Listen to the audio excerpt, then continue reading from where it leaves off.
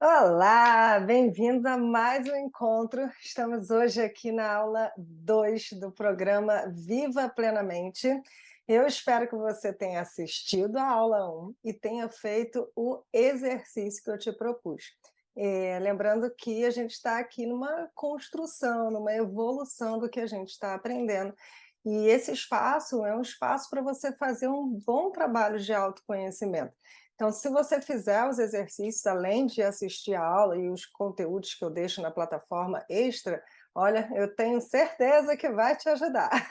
Eu falo que eu tenho certeza porque eu já fiz essa experiência com outras pessoas, em outros momentos, em outras oportunidades de curso, e eu tive o relato de uma boa melhora, tá? Então, eu gosto de lembrar, eu estou aqui fazendo a minha parte, elaborando todo o material para você poder assistir uma boa aula e ter uma boa experiência, mas se você fizer a sua parte e fizer os exercícios, vai ajudar o seu processo, no seu processo mais ainda, tá?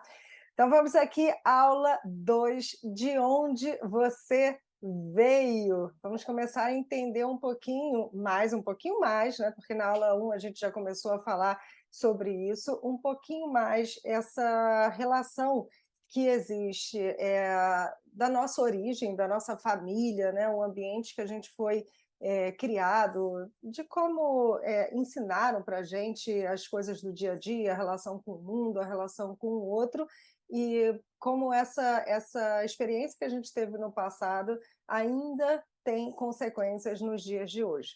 Na aula passada, eu cheguei a falar um pouquinho, a fazer uma introdução sobre modelos familiares relacionados à terapia do esquema do Jeffrey Young, e hoje eu vou ampliar mais ainda essa visão dele sobre os modelos familiares.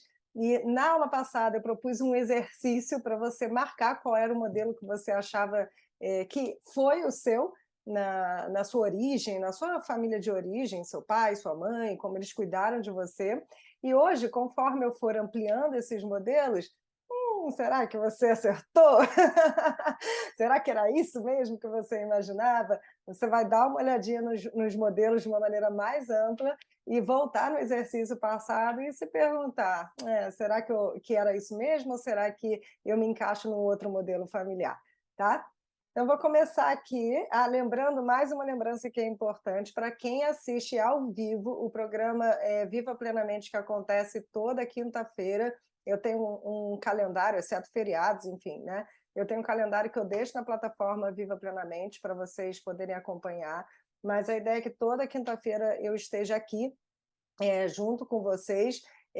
Para quem quiser fazer perguntas para mim, eu estou com um bate-papo aqui do lado aberto.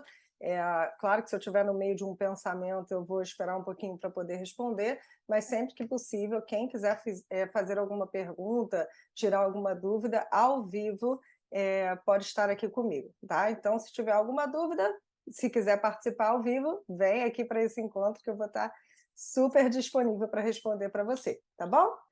Então, bora começar essa jornada. Então, vamos lá, né? A gente começa sempre falando sobre os tópicos que a gente vai trabalhar no nosso encontro. O primeiro tópico, deixa eu só mudar aqui, é o ambiente que vivíamos, né? Aquele ambiente lá atrás da nossa família de origem, interfere na maneira como somos hoje. Não existe um culpado.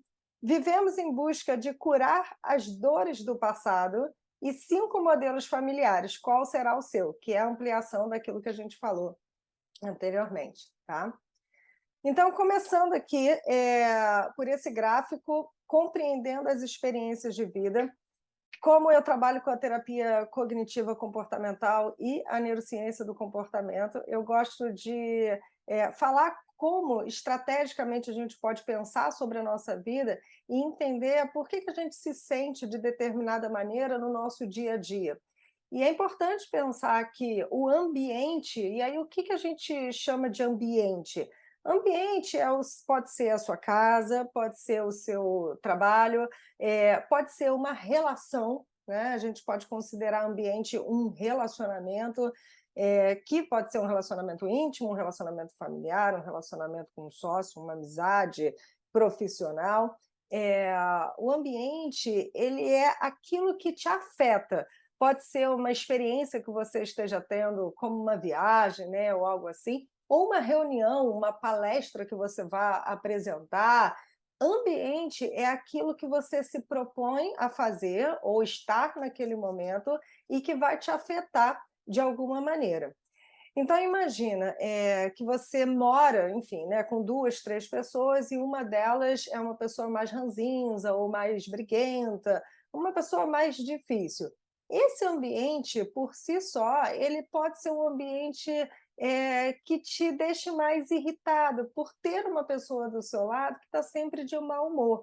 Mas quando você sai desse ambiente, por exemplo, e encontra uns amigos ou até mesmo vai para o seu trabalho, naturalmente, nesse outro lugar, você se acalma, você se sente mais tranquilo, porque não tem aquele fator te estressando, né, aquela pessoa ou aquela situação que está, te estressando. Então, se a gente se observar, a gente muda muito o nosso estado de humor, a forma como a gente se comporta, a qualidade dos nossos pensamentos, as nossas reações físicas, dependendo do ambiente que a gente esteja. E no mesmo dia, isso é muito curioso, né, no mesmo dia, pode ser que você se perceba, de várias maneiras diferentes no seu pensamento, estado de humor, comportamento e reações físicas. E aí você percebe que tem setinha conectando tudo, né. O ambiente aqui nesse gráfico, o ambiente ele está envolvendo todas essas setas, né, o pensamento, as reações físicas, estado de humor e comportamento, mas todas essas partes nossas, elas estão interligadas. E o que que acontece, né? Por que que elas estão interligadas? A gente poderia se perguntar assim: tá bom, mas eu vou para um ambiente e nesse ambiente, o que que vem primeiro? Uma reação física, e aí depois eu penso, e aí depois eu sinto, e aí depois eu me comporto? O que que vem antes?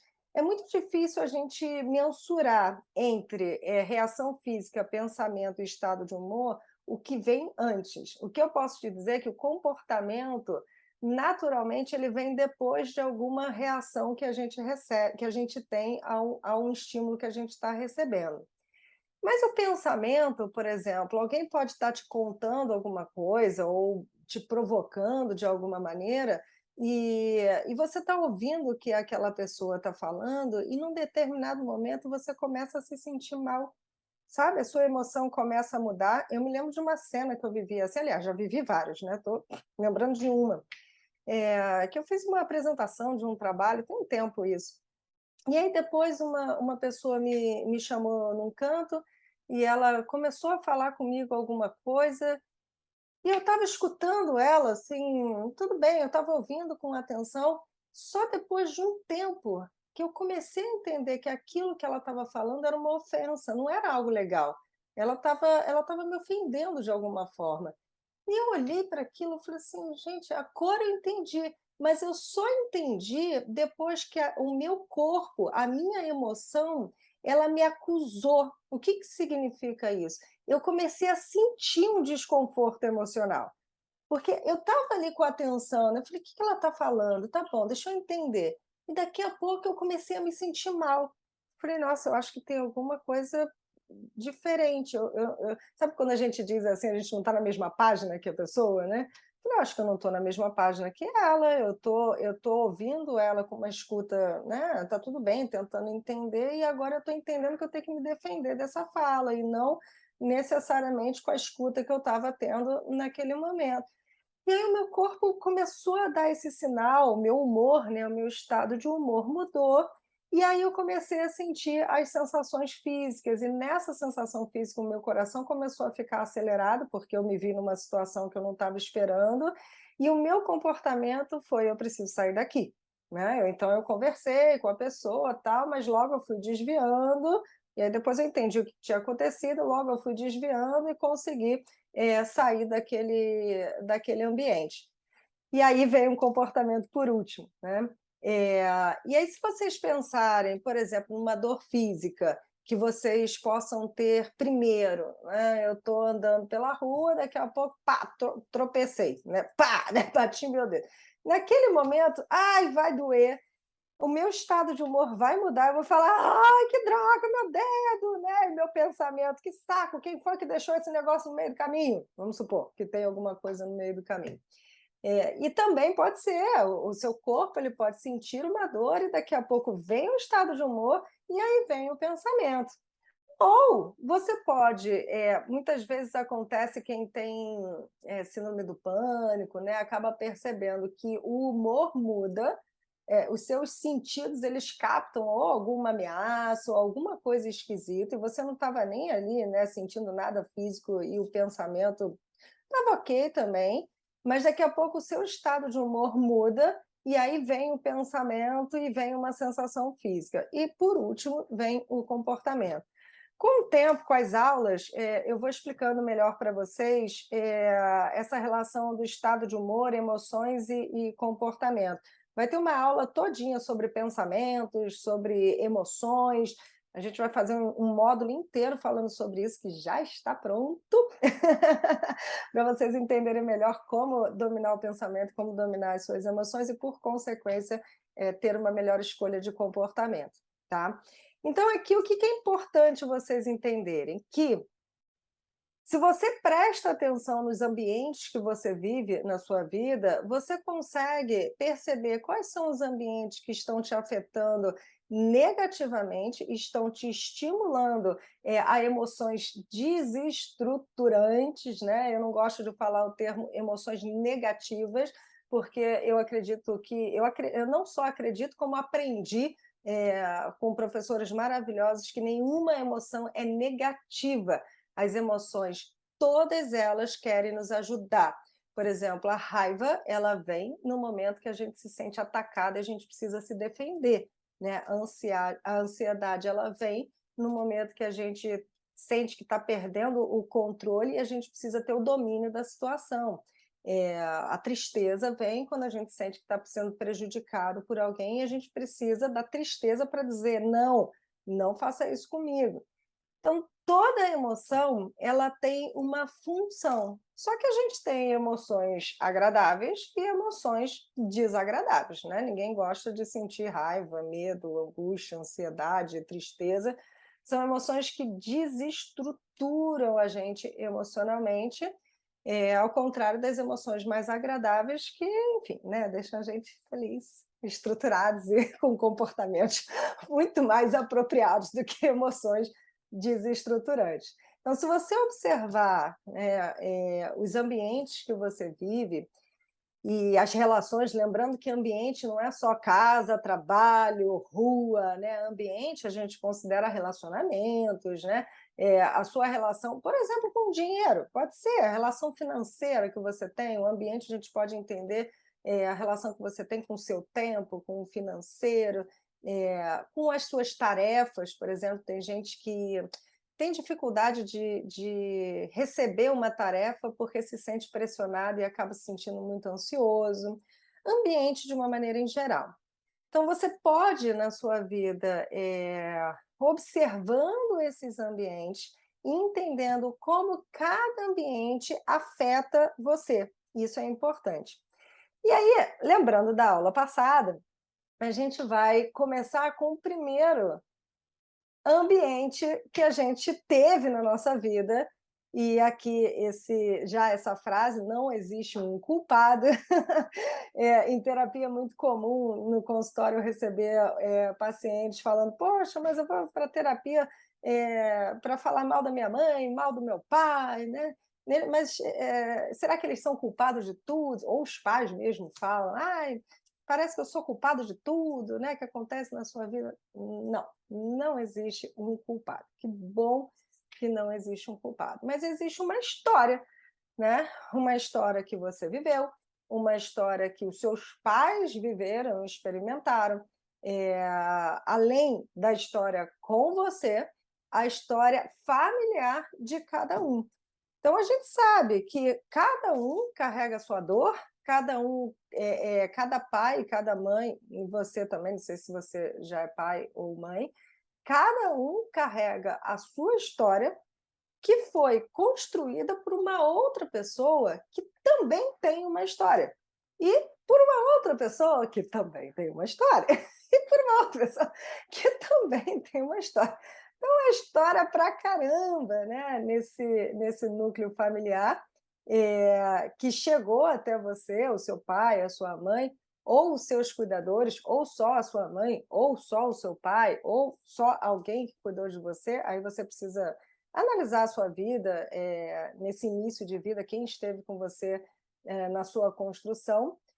Lembrando que essas pessoas, elas te deram a base, ainda que você não concorde com algumas coisas, elas te deram a base do que é o mundo, do que são os relacionamentos, do que são os vínculos, de como você constrói o vínculo, como você se estrutura na vida, os seus valores e muitos traumas. Essas pessoas, muitos traumas elas vivenciaram na vida, assim como você também vivenciou muitos traumas. E nesse período da nossa vida, lembrando do exercício passado, sobre a família, né, qual família você sente que é a sua família de origem, o que a gente entende? A gente entende que existe uma dor que todos nós temos, uma dor da infância, uma dor da nossa criança, uma dor do nosso adolescente, uma dor que todos nós temos, que de alguma forma a gente quer cuidar dessa dor. A gente cresce e vai tentando cuidar dessa dor. Então, nesse início da nossa vida, esses pais que não sabiam, né, fizeram o melhor que eles puderam e não sabiam quais eram as melhores coisas, talvez, para fazer por você, pela sua necessidade. Por exemplo, tem gente que é mais sensível, que precisa de mais apoio emocional, e se você tem pais que são super mentais, racionais, então a mínima para a emoção, eles podem não se dar conta de que com você é necessário que você tenha um apoio emocional mais presente na sua vida. E eles acabam não qualificando a sua emoção.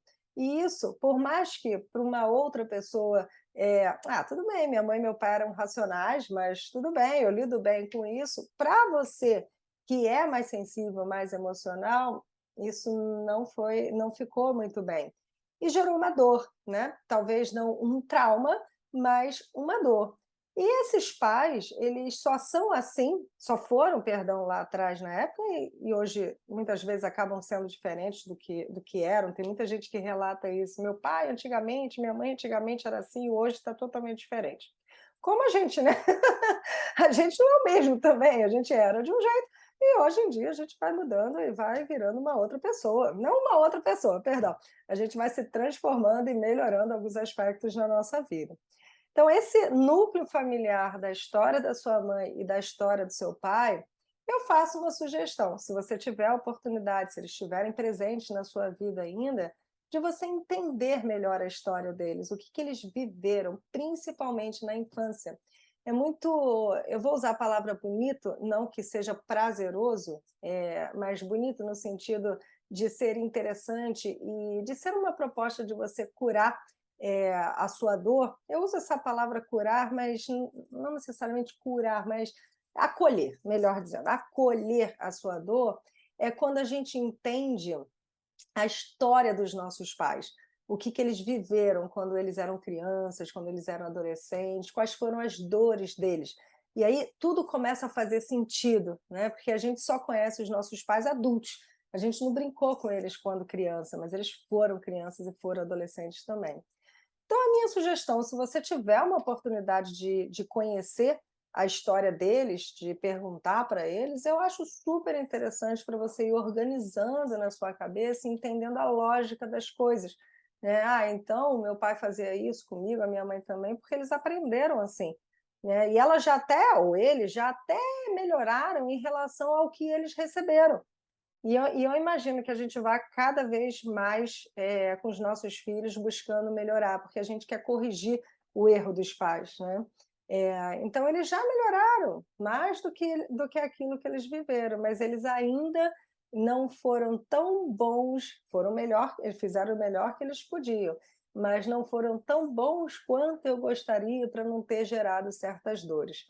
até porque a gente sabe que essas dores, elas também geram para a gente potenciais, recursos, e fazem com que a gente se torne pessoas com recursos produtivos na nossa vida. Então, nem sempre é de todo mal.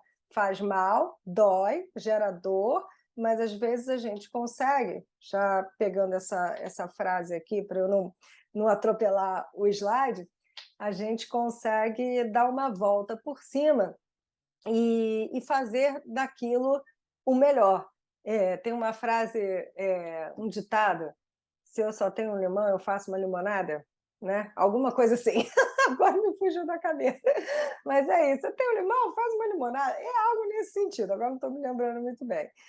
Mas essa frase ela diz muito isso, né? Não importa o que a vida fez de você, mas o que você faz com o que a vida fez de você, do Sartre. Essa frase ela é importante até para que a gente possa sair da condição de, muitas vezes, de vítima, sabe? Ser vítima não quer dizer que a pessoa fique se vitimizando e a dor que ela tenha sentido a gente deva desqualificar. Não é isso. É que, quando a gente vive uma dor, a gente pode sim ter sido vítima de diversas situações.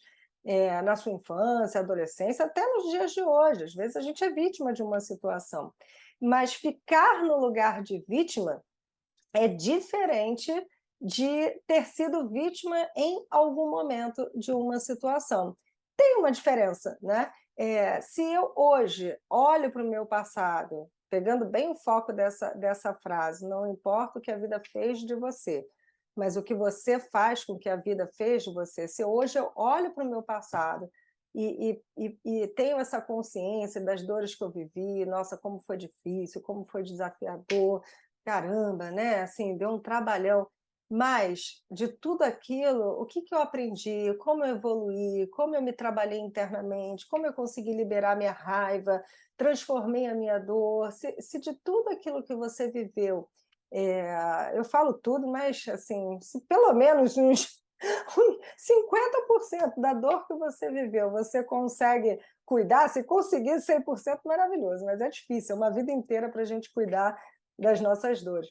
Mas se você viveu as dores que você viveu no seu passado, se você faz um trabalho de autoconhecimento, né, faz essa investigação interna e você consegue transformar em potencial, você sai da condição de vítima, que é a pessoa que reclama muito, que culpa, aí sim, voltando no slide anterior, né, que culpa muito os pais, né, foi por causa de você, foi por causa disso, né, que fica olhando no retrovisor, ou seja, fica olhando para o passado, e vai para um lugar de uma pessoa que, cara, está afim ali de pegar toda essa dor e transformar a vida e fazer o melhor que puder.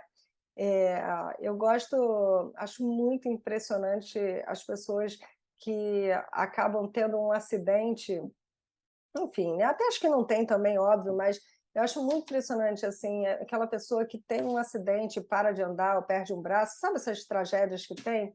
E a pessoa pega daquilo e transforma e faz daquilo um exemplo e, nossa, eu acho incrível, né? Eu acho de uma superação, assim, maravilhosa. Eu bato palma para essas pessoas, porque eu, no lugar delas, não consigo nem imaginar como seria, mas elas foram guerreiras, sofreram, viram antes, viram depois, conseguiram e fizeram o melhor daquilo.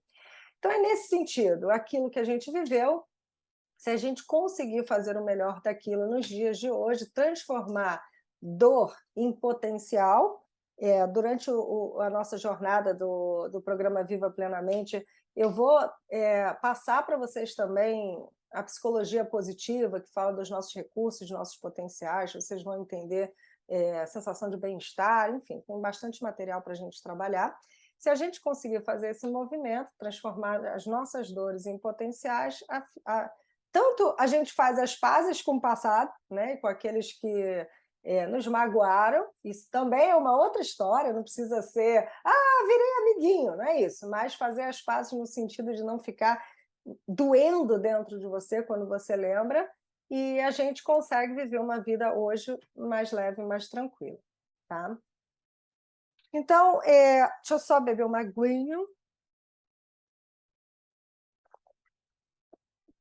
Pensando aqui, já fazendo uma introdução para a família, né, que a gente vai trabalhar, vai continuar trabalhando, essa ideia do modelo familiar da terapia do esquema do Jeffrey Young, fazendo uma introdução do porquê que, para mim, assim, dentro da terapia cognitiva, é importante a gente olhar para esses modelos familiares.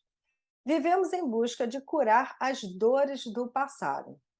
Eu falei um pouco sobre isso na aula passada, vou complementar aqui. É natural que a gente não queira repetir situações que coloquem a gente num lugar, nem novo, obviamente, mas muito menos num lugar que a gente já viveu traumático, ou seja, viver mais uma vez a mesma dor. Agora é impressionante como a gente vive, né? Assim, tudo que a gente quer é não repetir a história. E a gente repete, repete, repete, repete, repete. Por que será que a gente repete esse negócio? Como que a gente repete? E aí a neurociência ela é interessante nesse sentido, porque ela fala assim, é, de uma maneira mais sutil aqui, né? Ela fala assim, menos técnica, vamos dizer. Olha, você vai buscar aquele código, aquilo que é conhecido por você. Por quê? Olha só que maluquice, hein? Porque em algum lugar, mesmo que doa, aquilo que é conhecido por você, você já sabe lidar. Não quer dizer que isso seja bom, mas olha, vamos pensar. Vou dar um exemplo bem prático aqui, tá? Uma pessoa que presenciou o pai ou a mãe, mas é mais comum a gente ver o homem batendo na mulher pelo alcoolismo, tá? Do que a mulher batendo no homem, então eu vou colocar em referência aqui aquilo que tem um índice maior de casos, que é o homem bater na mulher, tá? Se uma pessoa ela presenciou, né, uma mulher presenciou um homem agredindo o pai, agredindo a mãe, ele batia, ele bebia, ele batia, você pode pensar assim, nossa, Deus me livre, essa pessoa nunca mais vai querer se envolver com alguém que seja agressivo, que seja, né, que beba, né, que fique bêbado, não, ela jamais vai querer se envolver com alguém assim, né? Você pensa, ela vai escolher algo diferente. Só que não. O que acontece é que ela acaba, isso não quer dizer 100% das vezes, mas ela acaba escolhendo um modelo muito parecido com o pai, né? Uma pessoa que acaba sendo agressiva, uma pessoa que pode ser que não beba, que, enfim, né, que não bata nela, mas aquele código é um código que, por mais que ela tivesse sofrido muito, ela aprendeu a lidar com aquilo, né? Ela sabe lidar com aquilo. E esse lugar que a pessoa se coloca é uma tentativa, parece meio estranho isso, mas é uma tentativa dela curar essa dor do passado, né? Dela amenizar essa dor, dela entender essa dor, só que ela vai por uma via que é mais dolorosa, em vez de ir por uma via mais leve, uma via de buscar relacionamentos mais leves e tranquilos. Então, se a gente. Agora, olha só, se a gente coloca três homens, né, e fala assim para essa pessoa: olha, esse daqui é super docinho, super tranquilo, ele tem aquele perfil mais em paz, né? Esse daqui é mais racional, menos emocional, e esse daqui é emocional, mas tem uma agressividade. Automaticamente, por ser conhecida, essa pessoa tende a ir para aquilo que ela tem o mesmo código, entende? Que para ela já é conhecido de alguma forma. Porque os outros dois é aquele famoso não conheço, é tão desconhecido que eu não sei o que vai ser, o que vai dar. É quase como, como se a pessoa falasse assim, eu não tenho muita afinidade com isso que eu não conheço. Né? E acaba indo para esses lugares mais traumáticos e mais dolorosos e repetindo as dores do passado. Então, a terapia do esquema do Jeffrey Young, ela propõe, aqui estão os modelos familiares, né, que eu falei para vocês na aula passada, ela propõe essa como é que o nome é difícil, hein?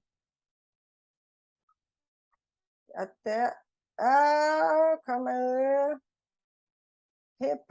Reparentalizar esses modelos familiares no presente, né? As dores que você viveu no passado, que a gente busque, nos dias de hoje, você poder, de alguma forma, não repetir essas dores, mas para isso a gente precisa entender que núcleos são esses, né? Que lugares são esses que você vive, quais são os seus ambientes, quais são as suas necessidades, para a gente poder transformar essa dor num lugar que você possa lidar da melhor maneira possível, tá? Então, passando aqui, agora eu vou ler esse texto para vocês, do que é a terapia do esquema. Eu preparei ele mais técnico, um pouquinho mais técnico. A terapia do esquema é um modelo de psicoterapia cognitiva desenvolvida por Jeffrey Young. A terapia do esquema tem por objetivo mudar a forma de encarar, interpretar e reagir aos estímulos que ele chama de esquema. Segundo ele, os esquemas iniciais desadaptativos, que são aquelas 5, né? Esses 5 modelos aqui, tá? Esses aqui são os esquemas iniciais desadaptativos, são estabelecidos na infância a partir da relação da criança com os cuidadores. E, por terem sido eficazes em algumas situações, são interpretados como eficazes em diversas outras situações, persistindo até a idade adulta. Não que sejam necessariamente eficazes nos dias de hoje. Mas olha o que ele fala no início, né? A terapia do esquema tem por objetivo mudar a forma de encarar, interpretar e reagir aos estímulos, que tem a ver com aquele primeiro quadro que eu abri, né, do ambiente, reação física, pensamento e tudo mais. Então, é isso que a gente vai entender aqui nesses modelos familiares, ampliando mais o quadro que eu falei na aula anterior para vocês conseguirem identificar no comportamento de vocês, tá? Qual seria, o que seria, o que você poderia melhorar, né? O que você poderia mudar, onde você tem que se esforçar para ser diferente, onde você tem que, né, transformar ali a forma de você interpretar a vida, as situações, mudar seu comportamento, pensamento, tá?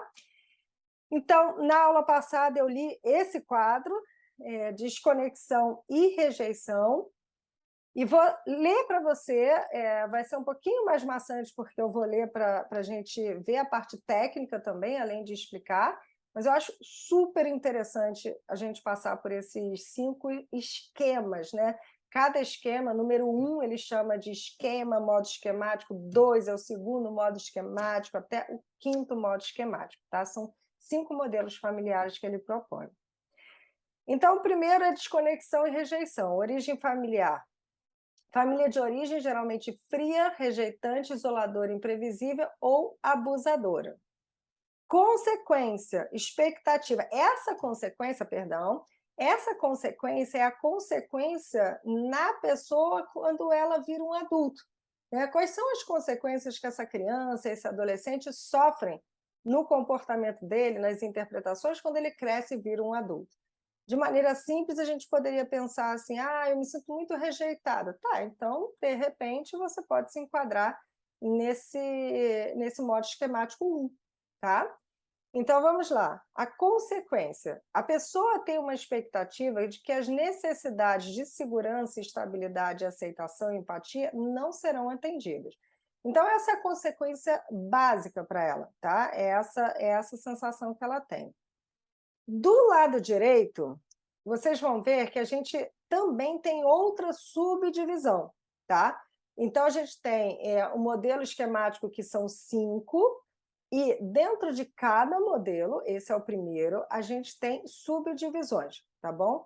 Então, para quem se enquadra nesse modelo familiar de desconexão e rejeição, pode, tá, estar também enquadrado em um desses modelos do lado direito, 1, 2, 3, 4, 5, tá?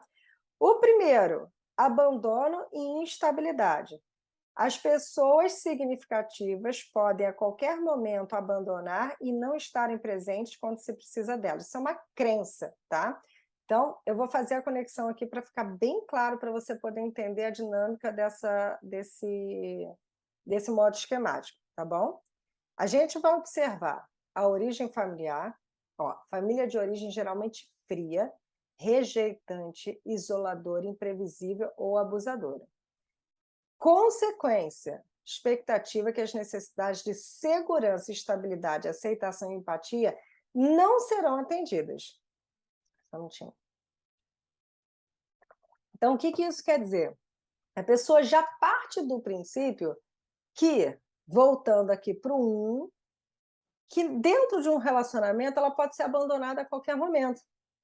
Então, ela tem uma crença que as pessoas significativas, né, para ela, podem a qualquer momento abandoná-la e não estarem presentes quando se precisa delas. Então, ela parte desse princípio, que ela não pode contar com ninguém. Desconfiança / abuso. Aí a segunda consequência, vamos dizer assim, dentro desse modo esquemático. Expectativa que os outros irão magoar, abusar ou humilhar, e etc. Então, ela também tem essa sensação na relação com o outro, que o outro pode magoar ela, né? Então, isso pode fazer com que ela fique totalmente defensiva, abusar ou humilhar, e etc. O outro não vai ser bom para ela. Então, ela parte desse princípio. Privação emocional, expectativa que não se satisfarão em grau normal os desejos de suporte emocional. Mais uma vez, está dentro do mesmo lugar. Olha, família de origem fria, rejeitante, isoladora, imprevisível, abusadora. Mais uma crença, tá? Defectibilidade e vergonha. Sentimento de que se é mal, indesejado e inferior, não serei amada. São pessoas que pensam mal sobre si mesma, né? Nossa, eu sou uma pessoa ruim, ninguém vai me amar assim, eu não vou conseguir ter ninguém na minha vida, porque ninguém vai me aceitar do jeito que eu sou, ninguém vai desejar ficar comigo, né? Seria mais ou menos isso. E o 5, isolamento social, alienação. Sentimento de que se está isolado do mundo, de que se é diferente dos outros e de que não faz parte de nenhum grupo. Então, essa pessoa ela pode também ter essa sensação de não pertencimento, né? Como se ela não conseguisse sentir o par ali, sentir a afinidade com as pessoas ao redor dela, tá? Então, isso pode também trazer essa sensação de que ela é diferente, que ela não faz parte de nenhum grupo. Olha aqui, ó, voltando aqui na origem familiar, isoladora, né? Como isso tem a ver, se a gente, ó, isolamento, isoladora. Então, olha a consequência, isoladora, família isoladora, aí a pessoa tem uma sensação na vida adulta de que ela está isolada do mundo, de que ela é diferente de todo mundo, história do patinho feio, né? Rejeitante, né? Vergonha, sentimento de que você é mal, você é inferior. Se você prestar atenção na origem familiar, você consegue ver nas consequências que encaixa direitinho a forma como a pessoa encara a situação na vida adulta. Mas pode ser que ela tenha vivido numa família assim e tenha feito uma limonada, né? Então, tenha se tornado o que a gente chama de adulto saudável, tá tudo bem também. Não necessariamente ela precisa viver isto como consequência. Ela pode ter a família de origem, ter se tornado um adulto saudável, tá? 2, autonomia e desempenho prejudicado. Origem familiar. A família de origem geralmente é super protetora, e a gente vai ver as consequências dessa super proteção. Emaranhada, é aquela simbiose, sabe? Aquela mistura onde um vai, parece pique corrente. Não sei se vocês lembram de pique corrente. Pegou, você tem que. É igual pique pega, só que você pega pela mão da pessoa e tem que ir correndo, agarrado com a pessoa ali pela mão. Tudo para pegar as outras pessoas. Então, emaranhada, simbiótica, né? E destruidora da confiança da criança. Então, se ela é super protetora, naturalmente ela diz para essa criança que ela não é capaz de fazer sozinha, né? Tá interligado. Consequência, expectativa de pouca capacidade de sobreviver. Então, a pessoa que era essa criança, que foi essa criança um dia adolescente, quando ela cresce, ela tem, por consequência, se ela tem essa origem familiar, expectativa de pouca capacidade de sobreviver, funcionar independentemente. Normalmente são pessoas que criam dependências emocionais e agir com sucesso, tá? Aí, mais uma vez, a gente vem para o lado direito, entendendo outras consequências, esmiuçando um pouco melhor esse modo esquemático número 2. Tá? Autonomia e desempenhos prejudicados. O próprio nome diz autonomia e desempenho prejudicado. Então, vamos lá. Primeira, dependência, incompetência. Crença, que é aquilo que ela acredita, de que se é incapaz de exercer as responsabilidades do dia a dia de uma maneira competente. Então, a pessoa acaba não conseguindo realizar tarefas simples, né? Ou, às vezes, pode ser até algo mais complexo, ela enfim, né, funciona, vai para o trabalho, tal, mas na hora de escrever um e-mail, de fazer algo, ela acha que ela não é capaz, que ela não vai conseguir, está sempre achando que ela não é boa o suficiente, tá? Vulnerabilidade, medo exagerado de que uma catástrofe inevitável aconteça. Olha a superproteção, né? Quem foi super protegido viveu em constante ameaça, porque se precisa de uma superproteção, quer dizer que tem uma ameaça muito grande, né? Senão, tá tudo bem, você pode ir, pode fazer, se vira, né? E tudo mais. Mas quem tem essa sensação, quem viveu essa superproteção, acaba se sentindo vulnerável demais, então tem um medo exagerado de que uma catástrofe aconteça. E pode ser que os pensamentos fiquem assim, muito catastróficos. Eu vou lá e, sei lá, posso pegar, se eu for comprar esse negócio e levar para não sei onde, vai quebrar, eu vou perder, vão me assaltar, vai dar problema, assim, o pensamento vai embora, tá? Aqui, o 3, emaranhamento, self subdesenvolvido. Envolvimento emocional excessivo com pessoas significativas, comprometendo uma individualização. É dependência emocional, né? Crença de que uma das pessoas emaranhadas não pode viver ou ser feliz sem o constante apoio dos outros, ou seja, é uma dependência que as outras pessoas estejam o tempo todo falando: você é boa, você é capaz, você consegue, vamos lá, eu te ajudo, senta aqui comigo, tá. Sentimento de vazio e desorientação. Então, quando não tem essa pessoa do lado, ela acaba tendo esse sentimento, essa sensação de que ela não vai saber resolver as coisas sozinha. E o 4 aqui, o fracasso, crença de que se fracassou, se irá inevitavelmente fracassar, ou se é fundamentalmente inadequado face aos seus pares, em áreas de realização pessoal. Tá? Então, é uma pessoa que acaba tendo essa sensação de que ela vai fracassar de alguma maneira, e isso aumenta o medo dela, até de executar as coisas. Ela evita executar porque ela tem medo de que ela vá fracassar. Vê aí se você está se encaixando numa dessas duas. Vê o seu exercício anterior para poder ver se bate, né? Se faz sentido para você. Tem gente que fala assim, ai, Tati, eu me encaixo em várias.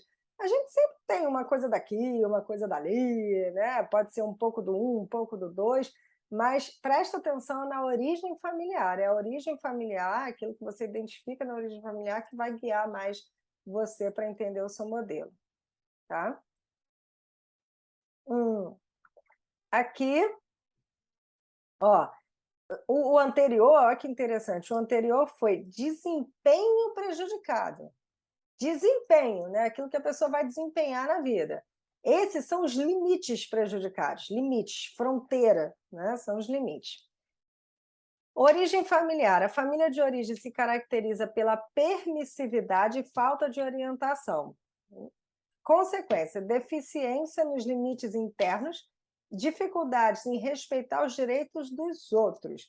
Então, é aquela família que é invasiva, né? Não tem limite, né? Abre a porta, sabe assim, né? Não respeita, muda tudo a hora que quer, não existe um outro na frente dela, ela faz muito aquilo que ela quer, não respeita regras, né? Vou ler aqui para você os prejuízos e as consequências. Merecimento e grandiosidade. Crença de que se é superior aos outros e de que não se está subjugado às regras de reciprocidade que governam a interação social normal. Faltou um ozinho ali. Isso quer dizer assim que parece para essa pessoa que a regra que vale para todos, para ela não vale. Olha, um exemplo bem bobo. Imagina assim, tá todo mundo enfrentando uma fila, aí ela dá um jeito de furar. Aí todo mundo tem que pegar uma senha, aí ela dá um jeito de falar com alguém para ela poder não pegar a senha, né? E furar a barreira. Aí todo mundo tem que, sei lá, enviar uma foto para sair o documento. Ela quer o documento sem foto. Né? Entende assim? Então, aquela regra, todo mundo tem que entrar sem sapato. Ela fala, por quê? Meu sapato está limpo, vou entrar de sapato. Então, esses limites, essas regras que valem para todas as pessoas, ela acaba dizendo, não, para mim isso não vale, eu sou diferente, né? E tudo mais. Insistência de se ter o que quer, independente do que isto custe aos outros. É o famoso atropelo, né? São pessoas que às vezes atropelam as outras e que não pensam nas consequências para as outras pessoas. Elas vão atrás daquilo que elas querem, independente da consequência para o outro. 2. Autodisciplina, autocontrole insuficiente. Deixa eu falar uma coisa interessante. Você pode ser dessa origem e não necessariamente ter o 1 e o 2. Né? Da mesma forma, ao contrário, você pode ser dessa origem familiar e sentir muito mais aqui o 3 e não sentir tanto o 2 nem o 4. Tá? Isso pode acontecer. Você vai para um aspecto de consequência. Tá? O 2. Autodisciplina e autocontrole insuficientes, dificuldade ou recusa de exercer autocontrole, a tolerância à frustração. São pessoas que são muito afetadas quando as coisas que elas querem ou que elas imaginam não acontecem. Elas se afetam muito rápido, se indignam muito rápido, têm uma baixíssima tolerância à frustração. Dificuldade ou recusa de exercer autocontrole, já li isso, autocontrole e tolerância à frustração, de refrear a expressão de suas próprias emoções e impulsos, então falam o que querem, vrum, né? Pode ser aquele tipo de pessoa que diz assim, eu prefiro falar para não... porque aí quando eu falo eu melhoro, né? Aí fala o que quer, mas esquece que tem uma responsabilidade socioemocional, enfim, só bota para fora. ênfase no desconforto e evitamento. Então, se você acredita ser aí, né? Ó, aqui já está dizendo que você precisa trabalhar. A gente vai olhar para as consequências e entender que essas consequências são que as consequências elas fazem parte daquilo que a gente precisa realmente treinar, se trabalhar internamente para melhorar, tá? A 4, orientação para o outro, origem familiar. A família de origem geralmente é baseada na aceitação condicional, onde as crianças devem suprimir aspectos importantes de si próprio para obterem amor, aceitação social e status. Isso quer dizer, não importa o seu desejo, o que importa é você agradar o outro, é o famoso agrade sempre, né? Assim, fica bonitinha porque fulano vai chegar. Ó, se comporta e faz tudo que não sei quem mandar, né? Olha, você é uma bonequinha ou bonequinho, né? Por isso que as pessoas te amam. Quando você tira nota alta, você é aceito, né? Então, tudo condição, é uma condição. Consequência: foco excessivo nos desejos, sentimentos dos outros, comprometendo as suas próprias necessidades. Então, você acaba dando muito mais atenção e priorizando muito mais aquilo que o outro quer do que aquilo que você quer. Não quer dizer que a gente tem que ser ou um ou outro, né? Mas precisa equilibrar, priorizar. Às vezes a gente vai priorizar aquilo que o outro quer, mas não todas as vezes, né? Tem que equilibrar. Subjugação, rendição ao controle dos outros para evitar retaliação ou abandono. Ou seja, são pessoas que às vezes são muito controladas ou manipuladas por outras pessoas e elas não reagem para que o outro não vá embora ou não brigue. Isso seria evitar conflito, tá? Para ficar mais claro. Autossacrifício, satisfação voluntária das necessidades dos outros para evitar causar dor aos outros ou evitar causar dor aos outros ou evitar a culpa de se sentir egoísta. Tem que consertar ali também. Então, ela se sacrifica, né? Ela se sacrifica, ela faz esse autossacrifício, não atende às próprias necessidades para satisfazer o outro, porque aí ela evita esse lugar da culpa e de se sentir egoísta. Então, ela está sempre agradando o outro e se desagradando. 3, busca de aprovação, reconhecimento, ênfase excessiva na obtenção de aprovação, reconhecimento ou atenção por parte dos outros. Ela está o tempo inteiro buscando essa aprovação, esse reconhecimento do outro. O sentido de autoestima está mais ligado à aprovação dos outros ou de suas próprias inclinações naturais. Então, olha, orientação para o outro, o nome dessa família, né? A gente chama de AIDS, que é um modo esquemático. Orientação para o outro. Então, a pessoa está muito mais focada no outro, naquilo que o outro pensa sobre ela, faz com ela, né? Tá? Necessidade do outro, do que nela mesma. Então, aqui o trabalho que tem que ser feito é equilibrar, ela passar a olhar para as próprias necessidades e fazer valer as necessidades. E o último, que é a supervigilância e inibição, para a gente fechar aqui a nossa aula, a origem familiar. A família de origem geralmente é punitiva, perfeccionista e tende a evitar os erros decorrentes das atividades prazerosas. Consequência, ênfase excessiva no controle dos impulsos, diminuição da espontaneidade, há uma preocupação de que as coisas irão desabar se houver falha na vigilância. Então, supervigilância, olha o nome, a pessoa fica vigilante o tempo todo, acaba se tornando muito rígida e exigente com ela mesma, a gente pode falar de um perfeccionismo aqui também, e se pune o tempo todo por fazer alguma coisa de errado, se cobra absurdamente, tá? E acredita que as coisas vão dar errado, tem um pessimismo aí. Vamos para o outro lado, 1, 2, 3 e 4. Negativismo são as consequências, lembrando que você pode ter a maioria delas ou sentir mais que tem uma só, tá bom? Negativismo e pessimismo. Um foco intenso nos aspectos negativos da vida, dor, morte, decepção, traição.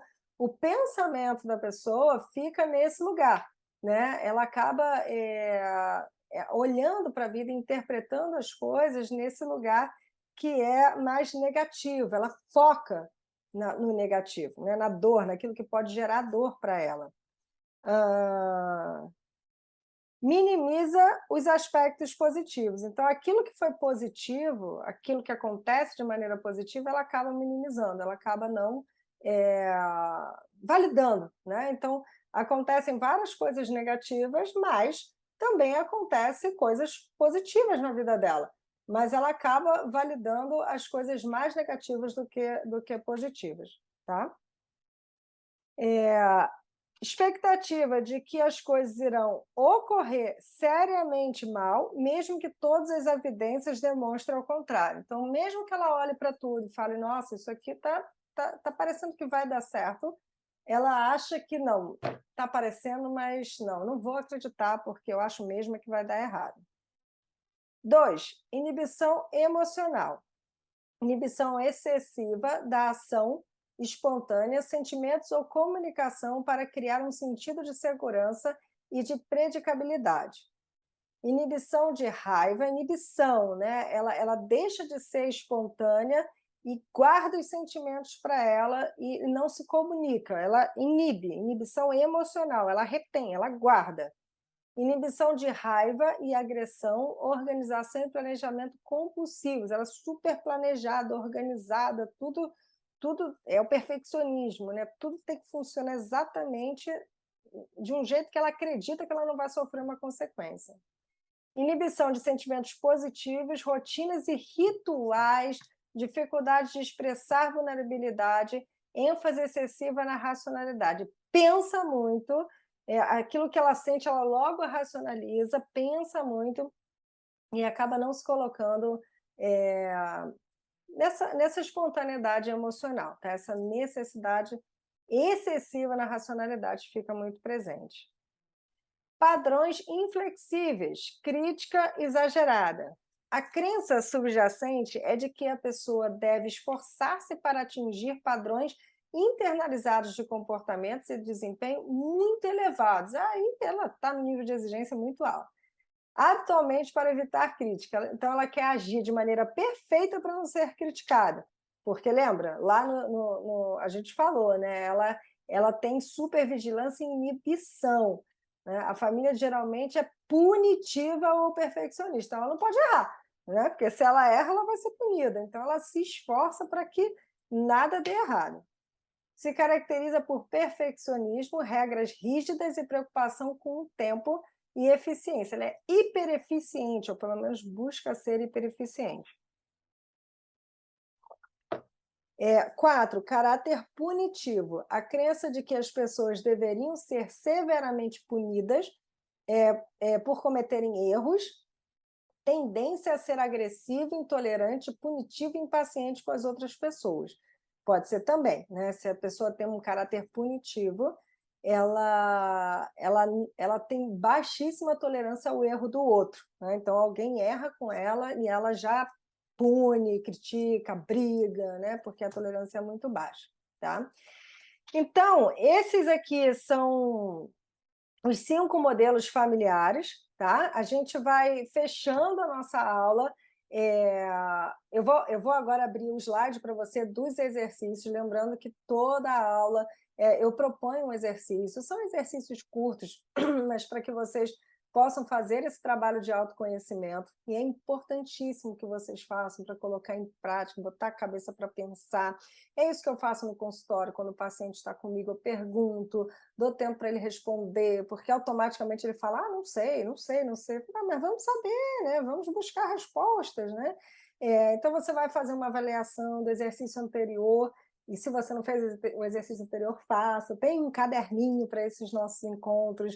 Tira um dia da sua semana, se você não pode estar na quinta-feira ao vivo aqui comigo, tira um dia da sua semana para você poder fazer esse trabalho de autoconhecimento com você mesmo. Olha, muitas das coisas que provavelmente você reclama no seu dia a dia, das suas relações, tem a ver com você não se conhecer.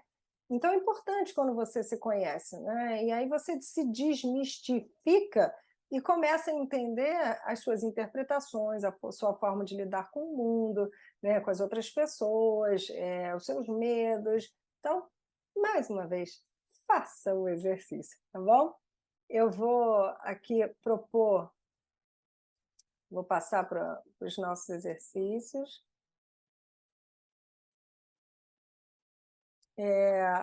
Então, eu tive uma... Calma aí, deixa eu passar aqui para o exercício.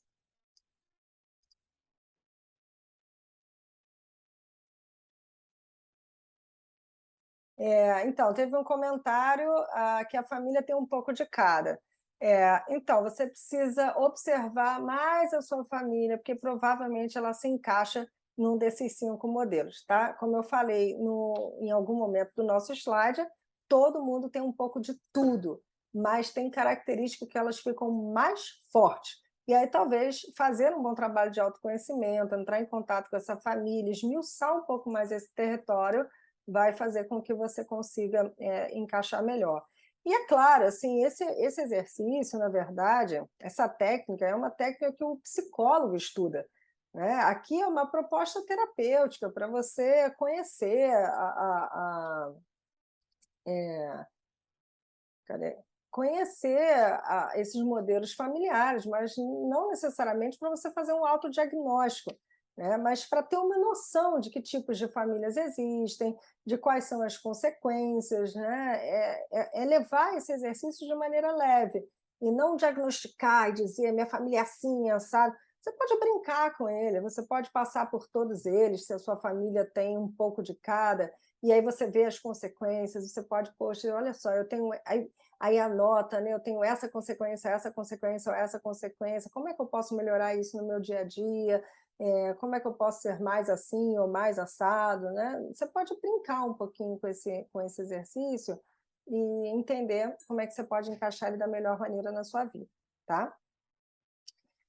Então, vamos aqui de onde você veio, que é o exercício da aula 2. Nesse exercício, eu vou propor para você esse esmiuçar um pouco mais. Calma aí. Esmiuçar um pouco mais aquilo que foi visto, né, nessa aula 2. E o primeiro exercício, compreendendo as experiências de vida, tá? São algumas perguntas que eu estou fazendo aqui para você, e você vai anotar no seu caderninho. Claro que nesses slides não tem tanto espaço para você responder, então eu sugiro que você faça no seu caderno, tá? Então, qual foi a experiência mais traumática que você consegue identificar na sua vida? Dá um exemplo. Às vezes eu atendo uma pessoa e aí ela fala: estou em depressão, já tem um tempo, eu estou mal por causa disso, disso, daquilo. E aí eu pergunto para ela, eu faço exatamente essa pergunta: qual foi a experiência mais traumática que você consegue identificar na sua vida? E aí ela me fala. Depois que ela torna consciente, a gente consegue entender, a partir daquele momento, o que, que mudou, né? O que, que mudou de lá para cá?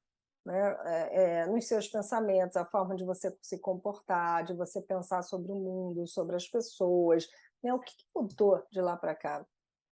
É comum a pessoa falar assim: nossa, antes disso eu era muito diferente, eu era outra pessoa. E você pode voltar a ser não necessariamente igual àquela pessoa que você era, porque, enfim, né, já tem cicatriz, mas você pode resgatar aspectos positivos daquela pessoa e trazer para os dias de hoje. Então, o que, que mudou de lá para cá? Né? É a segunda pergunta. Qual foi a principal mudança de comportamento que você fez para se proteger? Então, a gente vive um trauma, e nesse trauma, a gente tem, nas consequências, mudanças no nosso comportamento. Né? Qual foi o principal comportamento que você fez? O mais simples aqui que eu posso dizer para você, por exemplo, uma pessoa que se sentiu traída, e ela fala assim: eu passei a não confiar mais em ninguém. E aí todas as outras pessoas acabam pagando o preço por aquela relação que ela teve no passado. Então ela diz: eu passei a não confiar mais em ninguém, ou eu passei a não pedir mais ajuda, ou eu passei sei lá, guardar meus sentimentos para mim mesma. Qual foi o comportamento que você fez para se proteger? Então eu passei a não confiar mais em ninguém, porque quando eu confiei, fulana me sacaneou, me traiu, fulana, né, me traiu e tal. É uma consequência, o comportamento é uma consequência daquela dor. Quem era você antes dessa experiência ter acontecido? É uma proposta de resgate, né? De você escrever um pouquinho, mas escreve assim, escreve: eu era assim, eu era assado, eu gostava de fazer isso, gostava de fazer aquilo, eu adorava quando eu vivia tal, tal, tal, quando eu encontrava com os amigos, eu era mais social, eu era mais espontânea, era tal, tal, tal. Escreve, até para resgatar esse lado seu, isso é importante, tá? Aqui tem relação com o que a gente falou sobre a família. Não existe um culpado.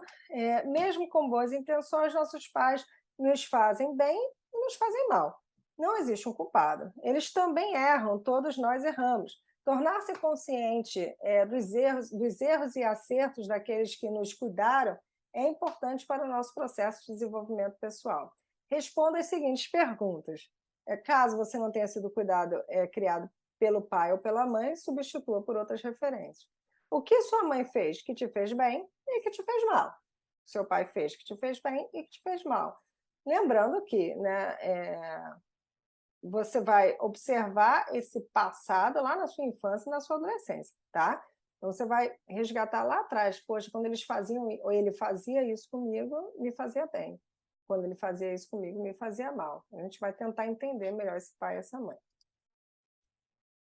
Aqui, não importa o que a vida fez com você, mas o que você faz com o que a vida fez com você. Escreva qual foi a maior transformação que você fez em sua vida. Essa é legal, a gente começa aqui já com uma psicologia positiva, né? Você vai olhar para tudo que você viveu e você vai escrever a maior transformação que você fez. Então, se um dia, sei lá, você estava num trabalho, foi demitido e você tinha vontade de fazer outra coisa na vida, você pegou, aproveitou daquela demissão, se transformou, investiu em algo novo, mudou sua vida, tal. Qual foi a maior transformação que você fez em sua vida? Tá?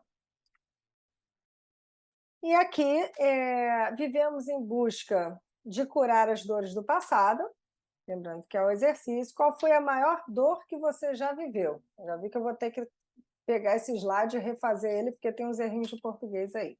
Mas pode deixar que lá na plataforma eu vou substituir o que está lá para ficar certinho, tá? Qual foi a maior dor que você já viveu? Como tem buscado curar essa dor? Então, a gente vai voltar à maior dor que a gente viveu e o que você está fazendo hoje para buscar curar. Se você responder nada, está na hora de criar uma estratégia para curar essa dor. E aqui os modelos familiares, a gente vai voltar agora a fazer esse exercício. A gente esmiuçou, né, ele um pouco mais, e você vai escrever quais desses modos esquemáticos você acredita ter sofrido, e escreva uma mensagem para você mesmo, dizendo o que você pode fazer para melhorar. Tá? Então você vai, como se você fosse um bom amigo de você mesmo, você vai se acolher. Você vai falar assim: olha, eu entendo que você teve essa dor, que você sofreu isso, aquilo, mas olha só, vamos lá, vamos melhorar? Você vai pegar você mesmo na sua mão e vai escrever uma mensagem para você de uma proposta de uma mudança, de uma boa mudança para você fazer com você mesmo na sua vida, tá? Então, eu vou ficando por aqui, lembrando mais uma vez que fazer o exercício é super importante. Para quem me assiste ao vivo, olha o calendário, tá? Fica de olho no calendário para saber os dias certinhos que a gente vai ter aula. E eu convido para você que está assistindo a gravação que possa um dia estar presente aqui comigo para a gente bater esse papo, né? Você tirar as suas dúvidas. E na próxima aula também vai ser o mesmo processo, a gente vai assistir os slides, depois eu vou passar aqui o exercício para vocês, tá? Então, se tiver alguma dúvida, pode colocar aqui nos comentários. Eu espero que você tenha curtido a aula, faça o exercício e a gente se vê no próximo encontro, tá bom? Um beijo para você, até a próxima!